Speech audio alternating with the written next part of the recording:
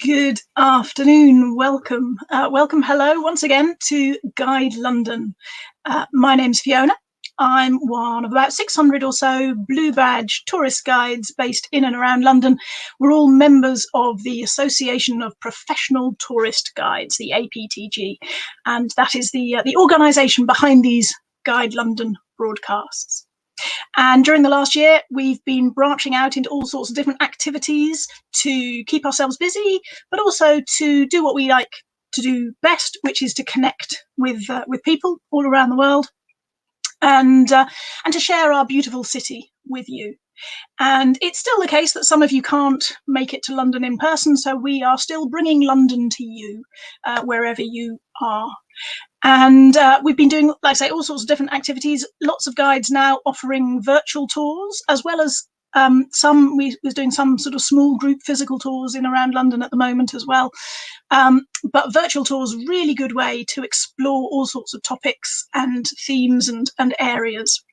And what the topic for our conversation today is, I think, a really good example of something that works well as a virtual tour, because it's not based on a small geographical area.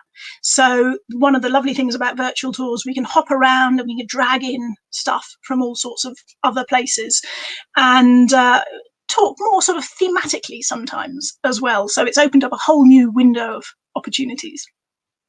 And there are 3 dates, very well-known dates in, let's say, English history: 1066, 1666, and 1966. And if you know the events that happened on those 3 dates, then by all means pop it in the chat and let us know what those 3 things are. We're not talking about any of those dates, not really today, but the middle one, 1666, most British school kids learn about. It was the Great Fire of London, and we're not talking about it today. So if you want to know more about it, I'm going to say backtrack through our archive of these broadcasts, because we started in this kind of early spring and we were doing them 3 times a week during the summer. We've built up a whole collection of all sorts of different topics that you can delve into and explore if you're coming to us new this time round. And way back on the 1st of April, quite early, we had a talk, 2 talks in fact, but London Against the Odds. And we had 2 fabulous guides talking about the Great Fire of London and the Blitz of the Second World War. So you can go back to that, fill in Ruth Collings' presentation all about the Great Fire, and you'll know everything you need to know. Today, we are talking about what happened after the fire. So my friend and colleague, Antony Robbins, is going to take us by the hand and lead us through the sort of faintly glowing embers of the burnt out city. Hello, Antony. Hello, Fiona. Nice to see you. And yes, I'm looking forward to taking you by the hand and leading you through the streets of London, to misquote, who was that? Jerry Rafferty? I can't remember. Someone will tell us. Tell us in the comments. in the chat room, please. Yes. And just before you get started, the one last thing I was going to say as well is do put comments in the chat. Let us know where you're from. Let us know what the weather's been like. We're obsessed with the weather in this country, so tell us what the weather's like where you are today. London has been a bit cold, but quite sunny today, so quite nice and crisp and sunny. And if you've got any comments on stuff that Antony's talking about, and especially any questions, then pop those all in the chat and we'll have time for some comments and questions and stuff at the end. So we've already got some greetings coming in from various places around the world. Antony, I will leave it with you. Thank you so much, Fiona. And good afternoon, everybody. Welcome to you from wherever you are around the world, enjoying this virtual tour from the comfort and safety of your own living room. So I am Antony Robbins, and here we have After the Fire. And as Fiona says, do go back in time to London Against the Odds in April if you want to find out more about the fire, because I am going to be talking about the fire and the events after the fire. I am Mr. Londoner. My name is Antony Robbins. I'm a born and bred Londoner. As you can see, I'm 50% beard and 50% tour guide. This is my website, Mr. Londoner. As you see, I'm a man who likes hats. And the reason being, gentlemen, you'll understand this, that one's hat collection becomes more significant as one's hair becomes less so. I'm a former director of the Museum of London, and I've also spent most of my life in international development, relief and development. I only mention that because it is germane to our presentation. So today, what are we going to talk about? Well, three things. As I said, I've been a director of communications most of my life. In other words, that's a kind of glorified press officer. I'm sure those of you who've worked with your press teams in your organization will know that we've got very short little span of attention. So I'm going to talk about three things today. The first being the fire, and I'm only going to mention it very, very briefly. I'll hardly even mention the word Pudding Lane, which is where it started. I'm then going to spend a bit more time on the immediate aftermath, what happened in the days, weeks, months and years ahead of the fire. We'll spend some time on that. But really what interests me is its longer term legacy, and we'll be exploring a little bit about the myths versus the reality. Did London change forever or not? And were the things that we learned about the fire true or not? So that's my premise for today. So London Against the Odds was the tour that we gave you back in April, and the world looked very different in April. I think things are looking a little better at the moment, but these are indeed unprecedented times. I mean, who could have imagined that everyone, wherever they were in the world, was going to be hit with a plague? Unprecedented times. There's never been anything like it in my lifetime before, and probably yours too. But you know what? It was exactly the same back in the day. Back in 1666, we'd had a terrible civil war. In fact, two civil wars. We were fighting, Englishmen weren't just fighting Englishmen, they were fighting Scotsmen, French people, and we had the Dutch fleet poised in the North Sea, poised off the coast of Britain, ready to do battle. These were unprecedented times. A lot had gone on in the years leading up to the fire, not least the death of a king. 1648 or 49, depending on how you record it, saw those naughty parliamentarians under Mr. Oliver Cromwell try and behead the king. Can you imagine that? The parliament chopping the head off a king. And there he is. Charles I met his death bravely. And that was the end of monarchy forever. Actually, not quite forever, for 11 years. And for 11 years, England became the world's first republic. But the idea just sort of went away. And someone said to the king's son, Charles II, "My liege, you might consider coming back now. We've had a text message from England, and it might be safe for you to come back." So the king returns. But what does he return to? Well, Charles II, the merry monarch, he just wants to have fun. He wants to have mistresses like Nell Gwyn. He wants to enjoy fine wine, fine dining, theatre, bear baiting, and all the sort of naughty things. But what happens? Unfortunately, his arrival or his reign coincides with some pretty tough events, not least the fire, but the plague before it. So we had the plague from 1664 to 1665. And what I'm talking about here is the bubonic plague, the plague carried on by fleas on the backs of rats. And as you all know, of course, that the fire of 1666 wiped out the plague because it killed all the rats, it killed all the fleas. This is the first myth of the fire. There's absolutely no evidence whatsoever to suggest that the plague was wiped out by the flames. For one thing, the plague was really bad in districts like Whitechapel to the east of London, and that survived the fire. The plague, by the way, mutated, and the reason that the plague ended was because it mutated, and it mutated into something safer. Londoners were actually more worried about smallpox, which was the other bad thing that was doing the rounds. So 1666, the conflagration, the Great Fire of London. I won't go into too much detail. You'll probably know that it burnt down the city of London, destroyed 3,200 homes, burnt down 87 churches, 44 livery halls, these magnificent halls that represented the trades of London, goldsmiths, silversmiths, skinners. the official records are 6 dead, but actually it was many, many more dead than that, because it was only the numbers of gentlemen who were recorded. My family, who would have been very working class people at the time, wouldn't have been recorded. No one would have cared about them. And it's quite possible that hundreds, if not thousands of people died in the actual fire from being burnt and from asphyxiation. Certainly many thousands died afterwards, but I'm going to come on to that later. So the fire was a tragedy, but it was also a great opportunity. Now, we lost, unfortunately, St. Paul's Cathedral. We lost the Royal Exchange, but the Tower of London was saved. It was a stone building, but it was saved because of the quick thinking of the king, actually, and his advisors, who used gunpowder to create fire breaks. So they blew up buildings around the Fire of London and around the Tower of London, and the tower was saved.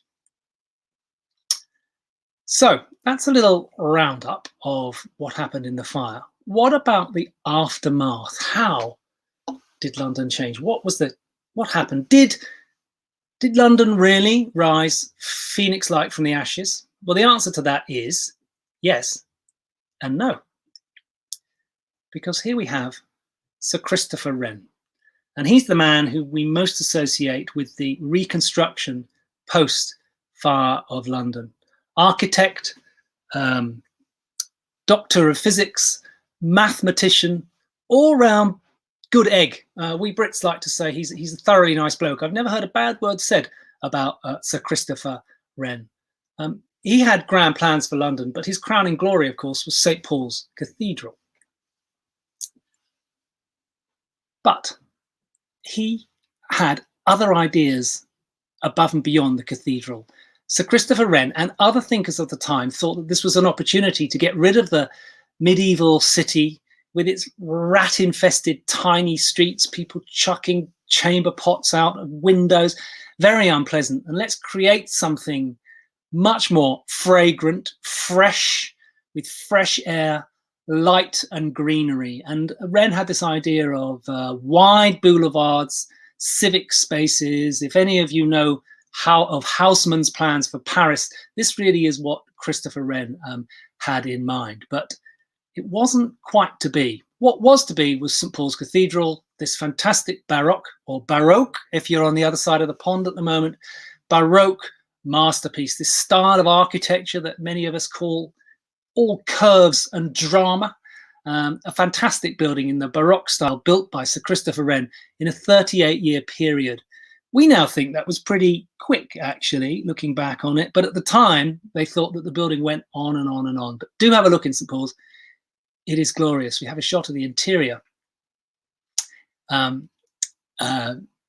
If you have a look at the interior, it's absolutely glorious, using the finest craftsmanship, the most wonderful materials. And I think that is the very finest thing that came out of the Great Fire of London. And to this day, in a city that has skyscrapers and tall buildings, St. Paul's Cathedral still defines the skyline of London.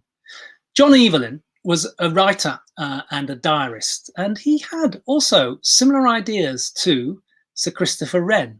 If we look at his plans here, this is John Evelyn's idea of the London that might have been. Doesn't look that different to Wren, does it? But we have squares, circulating squares. Thank you. Circulating squares and wide boulevards. So not terribly different to the thoughts of other architects who also wanted to transform the city. Let's have a look at the next one. This is Richard Newcourt and his ideas for London. Look at that. It looks computer generated. It looks like some sort of electrical wiring diagram. Didn't work in London, but did kind of work in Philadelphia. So Newcourt's thinking was not exactly what Philadelphia became, but if any of you have ever walked around an American city like Philly or like New York, you'll know it's much easier to negotiate than London. So all of these fantastic plans, and there's a couple more here to look at. Robert Hooke was one of the city surveyors. He worked with Christopher Wren, highly respected thinker. Again, plans around radiating around squares, but putting God at the heart of things. Robert Hooke was a very devout man, so there's a church on every corner in Robert Hooke's plan.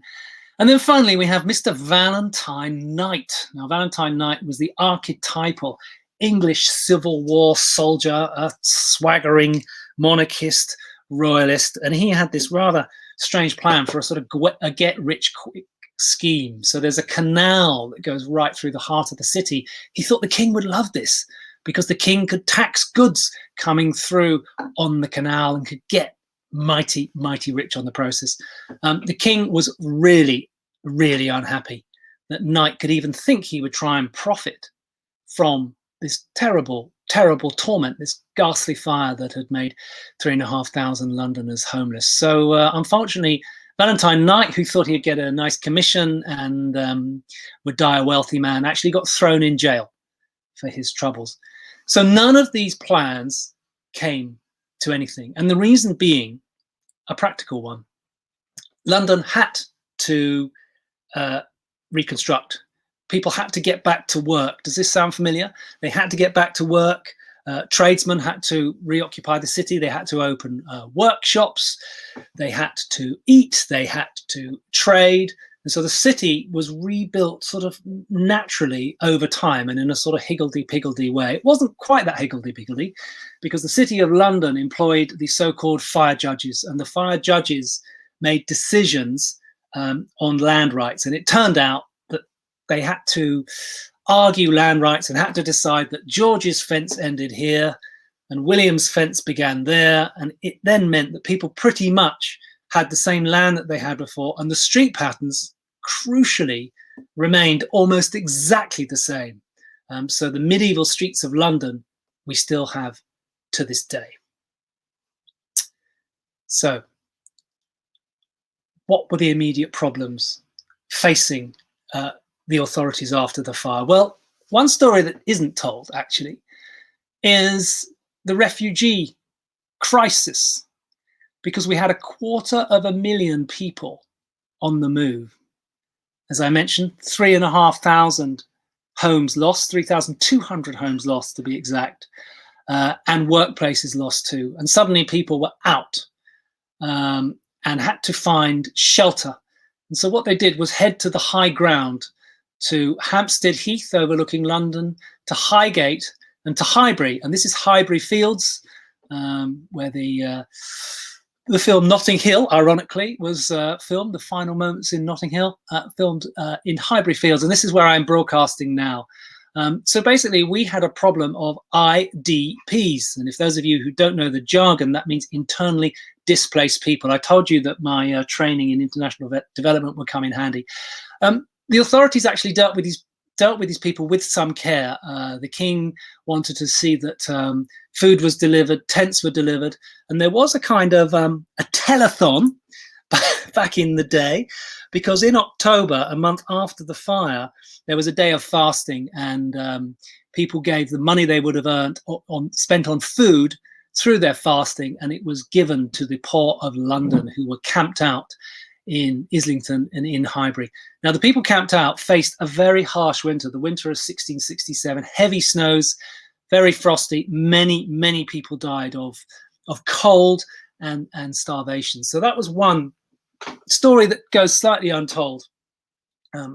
Tough times. Now, I mentioned earlier the ancient alleys, and here they are, if any of you have had a little walk around the city of London.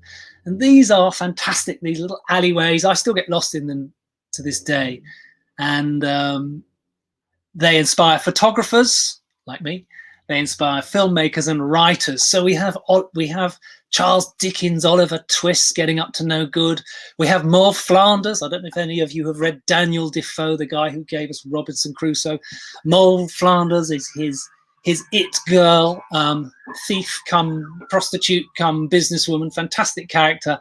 You can basically follow the footsteps of Maud Flanders through these alleys. And of course, if your tastes are a bit more contemporary, there's always J.K. Rowling, who says that she walked these streets and these alleys for inspiration for Harry Potter, the best wizard of them all. So, 87 churches were lost in the Great Fire, and they had to be replaced. Some of them were never replaced, some built bigger and better, but Christopher Wren, who gave us that fantastic Baroque cathedral, also gave us about 50 churches following. Sorry, gave us about 80 churches, built about 80 city churches following the Great Fire, and we still have about 50 of them left. This is Christ Church, Greyfriars, built by Sir Christopher Wren, and you're thinking, well, hold on, that doesn't look much like a church. If you look very closely at it, ladies and gentlemen, if you look at the windows, you'll see smoke blackened windows, and that's because this Wren church was destroyed in the Blitz in World War II on the 29th of December 1940. The church burnt, unfortunately, because the vicar was away for Christmas. I know that sounds ironic, but he was away for Christmas and he locked the door and took the key with him. So that is now a pocket park, the former church of Christ Church, Greyfriars. Okay, so what about the new streets? There were loads of new streets built after the fire, weren't there? Well, there weren't, actually. As I said, all those medieval alleys stayed as they were, and we still have them to this very day. There were two new streets, which appropriately were King and Queen Streets, which take you, if you know this part of London, this guy on the bike here is cycling up to the Guildhall, the home of the City of London government. We'll talk about the City of London and its unique way of running its business a little bit later. But King and Queen Streets ran from the Guildhall down to the river. So those are the only two new streets. There were plans for an embankment that Christopher Wren devised, which were not revisited until later on, until Mr. Joseph Bazalgette in the Victorian era gives us sewers and embankments and reservoirs, and then we revisit Sir Christopher Wren's plans then. So, what of the legacy of the Great Fire?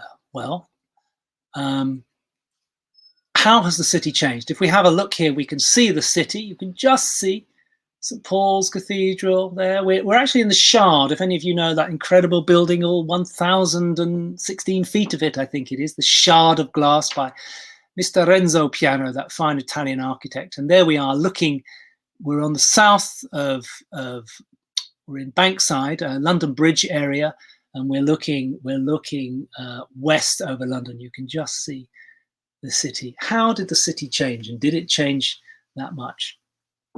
Well, certainly building standards were improved. It was stated in just after the Great Fire of London that all new buildings would be built of stone and brick, and that became the model for buildings across the United Kingdom.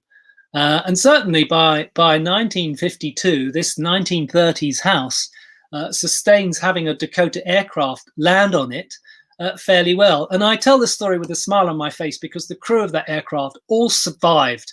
I think one man broke a fingernail, but this Dakota American aircraft, DC-10, is it? DC-7? Can't remember, someone will tell me.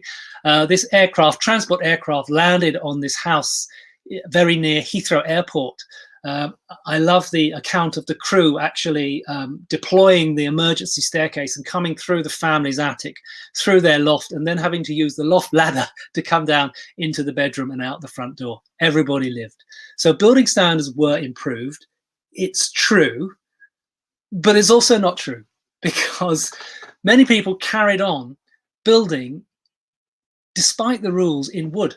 And there's a case of a man who built a wooden wharf. Obviously, I don't have a picture of it because it's not there anymore. He built a wooden wharf in Blackfriars, and the authorities said, "Don't build it in wood. You're not allowed to." And he said, "Well, I'm just going to do my own thing, because we Londoners are a disobedient lot." It's a bit like, I guess, people who won't wear masks in the supermarket or on public transport, even though it's the rules. This guy actually fell foul of the authorities, and there was quite a debate about his wooden warehouse, but it was torn down. So he was made to comply with the rules. But some interesting parallels, I think, with our own times there. So the Great Fire of London, I know Fiona mentioned 3 dates. She mentioned 1966, and you'll have to tell us why that was special. But 1940, of course, was the next great conflagration, oh, it's difficult to say that word at this time in the afternoon, to hit London. Of course, the Blitz, 1940, and just as the Tower of London had been saved in the Great Fire of London, so was St. Paul's saved in the Blitz in 1940, because Winston Churchill said St. Paul's must be saved. And here we have this, we guides, we're not allowed to say iconic, but when you look at this picture, this is an absolutely iconic photo by Herbert Mason, a press photographer from the Daily Mirror, I think it was, who took this picture of a defiant St. Paul's Cathedral standing there, defying the smoke and the flames and the incendiary devices that were being rained down on it by Hitler's bombs. Contrary to popular opinion, St. Paul's was hit by many bombs, including many of these, which is a World War II incendiary bomb. I'll show you that a bit later, but was saved by the actions of fire watchers. So St. Paul's still there to be enjoyed and has been extremely well patched up. You really can't tell where the join is when you go inside St. Paul's Cathedral. So, in terms of legacy then, for me, it isn't about new streets. It's not about garden squares. We often hear how garden squares created a new approach to architecture post the fire. But for me, it is, I think, about a new urban consciousness that arises for the first time, because suddenly the city, which had had this fire and which is rebuilt, becomes different from the rest of London. And to this day, we see that. The city has its own cops. They have their own police force, their own funny customs, their own Lord Mayor, who they appoint, who takes precedence over everyone in the country, with the exception of the monarch. Even the Prime Minister has to play second fiddle to the Lord Mayor and the city of the head, the chief of the corporation of the City of London. So this new urban consciousness then, I think, over time becomes something that Londoners, whether they're in the city or across London, suddenly see themselves as different, different to people, in the suburbs and also in the country, because tradesmen go to the suburbs and set up in the suburbs. They can't afford the high rents in the city. The wealthy start to go west to Mayfair, to Westminster, to St. James's, eventually to Kensington and to Chelsea. The east of the city is for the working classes, Soho, Covent Garden. And so we Londoners see ourselves as distinct, as different, as special. I'm sure we're not, but that still continues to this day. We see changes in the way Londoners think, in the way that they dress. The three-piece suit, vest, waistcoat, jacket and trousers, invented during this period. It derives from a military uniform, which derives from equestrian wear and gives us the three-piece suit. Look at these suits that these guys are wearing in the 30s. Not terribly different, just as itchy as the one I'm wearing now. So times change. And a certain urbanity, an urban wit. Think about the writing, the wit, the cutting comments of one Mr. Oscar Wilde, that urban sensibility, the very definition of the urbane gentleman. Londoners see themselves differently, and people in cities see themselves differently. Now, we're coming to the end now, but if you haven't seen it, and you may not have seen, if you're not British, you may not have seen this Ealing comedy, a brilliant British film about a dark tale of murder, a guy who has to murder 5 members of an aristocratic family in order to get his inheritance. And in there, the two characters, the two female characters, are two beautiful women who are constantly vying off each other.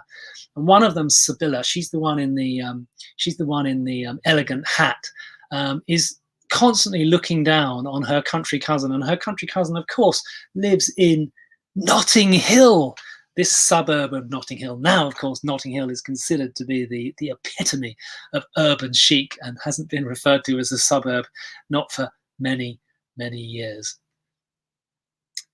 But it's interesting because this whole idea of urban consciousness has grown. We now have whole university dissertations devoted to the idea of psychogeography and of geographic psychology, this idea of spatial clustering of people with similar personality traits living in the same place. I live in Islington. It would have been a suburb in the Great Fire of London. And there it is, Islington on the map. Islington is the one on the right-hand side of the picture with the smiley face in blue. Now, I live in Islington, but I like to tease my family who live in the suburbs. They live in Wimbledon. You'll know of Wimbledon because it's where the tennis championships are every year, except this year, alas. And there's a whole little sort of narrative that goes on between me and my family. They think they live in this wonderful urban, this wonderful bucolic environment that's the best of the city and the best of the country, because I know best because I live in the centre of town in the heart of London. And so it goes on. And finally, if you think that fire is something that we left behind in 1666, do think again. Because earlier this week, my family and I were clearing out my late mother's home for sale. This is in Wimbledon, in that rural enclave in southwest London. And guess what? Just as we were cooking dinner, we managed to set the white goods alight. So we set the microwave on light, and the microwave then burnt the fridge. Yes, fridges can catch fire, and it looked like for a moment the house was going to burn down. So there we are, having just extinguished the flames.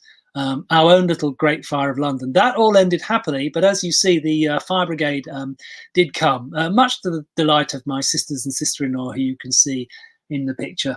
So there we are. That's my own Great Fire of London. I've been Antony Robbins. I'm Mr. Londoner. Do stay in touch with me. You can get hold of me through on Twitter or an Insta at Meet Mr. Londoner, or through my website, mrlondoner.com.co.uk or .london. I am always around. Lovely to see you. Thank you for listening, and I'll be delighted to take any questions and clarify anything that wasn't quite clear. Thank you. Thank you. That was fabulous, and really, it's such a fascinating kind of era in London history, I think, because there was so much going on, so kind of dynamic and things. But at one point in your tour, I did this, and that's the thing I'm going to say first to you. What incendiary device in your house? What's going on? Okay, everybody, don't move. I have a bomb. This is a World War II incendiary, and I use these on my tours. I usually whip them out at the end of my tour to surprise people. This particular bomb has been dropped twice on London, once by the Nazis and once by me about 2.5 weeks ago after a tour in Liverpool Street, where I did a bit of damage. It's quite safe, ladies and gentlemen, but you can see how it works. The liquid would have been in there, which has been replaced with wood. The charge is the explosive devices here, and here is the electrical coil. This has been cut away by the British Army, by the Royal Engineers, to show how it works. So this would have been put out with a greatcoat or a bomb, a bucket of sand. But after a while, they turn these into explosive bombs because they booby-trap them. But this one is quite safe. And let me tell you, I have been into various museums and galleries, and I've been through all sorts of security searches and x-rays, and no one has ever, ever, ever stopped me bringing a bomb into their establishment. Very good. Well, I'm mightily relieved. That's good. We've had lots of comments, lots of sort of chat going on. No, not hugely questions. So if anyone does have any questions, get them in quickly, and we can ask Antony. But lots of people commenting on and saying thank you, and fascinating tour and things. So if you do want to get in touch with Antony, like you said, you've got his details there. The other thing you can do is have a look at the Guide London website, which is here. And Guide London or APTG will both bring them up. And the easiest way to find a particular guide on the website is just to use the search box up the top here.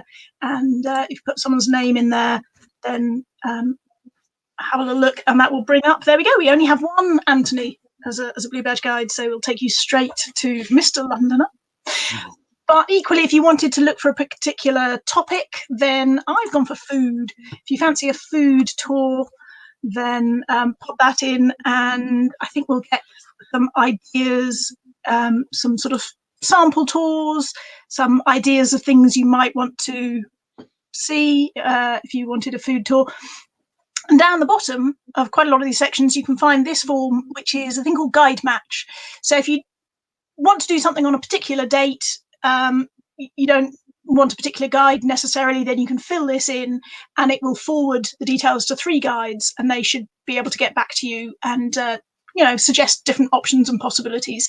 So that's quite a good way. And you'll see that one of the boxes right on the end here is virtual tour. So if you tick that box, then you will get 3 guides replying to you with options for virtual tours. And some of them you can do, you could book if you had a group of people. So if you've got a choir or a book group and you're not seeing each other physically at the moment, why not book a guide to give you a virtual tour for your group? But there's also quite a few people, guides are doing ones that are open to the public. So you can just buy a ticket and turn up. And if you look on the home page at the moment, you can find this blog with the Christmas tree. I think that was Somerset House Christmas tree there. And this has got a list on it of public walking tours, physical ones going on in December, and then also public virtual tours. So there's a selection of some of the tours that guides are doing in December. So that would be a good starting point as well if you want to find a virtual tour. And you don't have to have a big group. You can get your family together if you're doing family Zooms, 3 or 4 different households on different Zooms. If you've seen quite a lot of your family over Zoom and you're running out of news, get in a guide and we'll do the chatting, and then we can disappear at the end and you can carry on with your family and do a bit of chit chat and family gossip at the end. So it's a nice thing to do if you're not managing to see people physically, especially at this time of year. And lots of Christmas stuff. So many guides. We're all getting big on the Christmas lights, and some of the lights of London are lovely this year. So there are lots of choices of Christmas lights tours to do. So yeah, still no questions. So thorough that you've covered it all. Well, I can answer one question, which is the man who sang "Let Me Take You by the Hand Through the Streets of London" with Mr. Ralph McTell. There you go. I knew Rafferty didn't sound right, but I wouldn't. No, Rafferty wasn't right. I was having a senior moment, but Ralph McTell is your man. Yeah, and just to finish off, if anyone is unsure, 1066 was the Battle of Hastings and the arrival of William the Conqueror, and 1966 when England won the World Cup. So very important events in English history. So thank you all for joining us today, and do come back and join us again next Tuesday at 4 p.m. I'm not sure what the topic is. You'll have to wait and see with bated breath to find out what will be the topic next week. But thank you all so much for joining us today, and have a very lovely week wherever you are all around the world. And a happy Christmas, if it's not too soon to say that. And indeed, why not? We're into December. Yeah, let's say the first time I've said it, actually. Yeah. Yeah, okay, I'm going to join you. Have a very happy Christmas.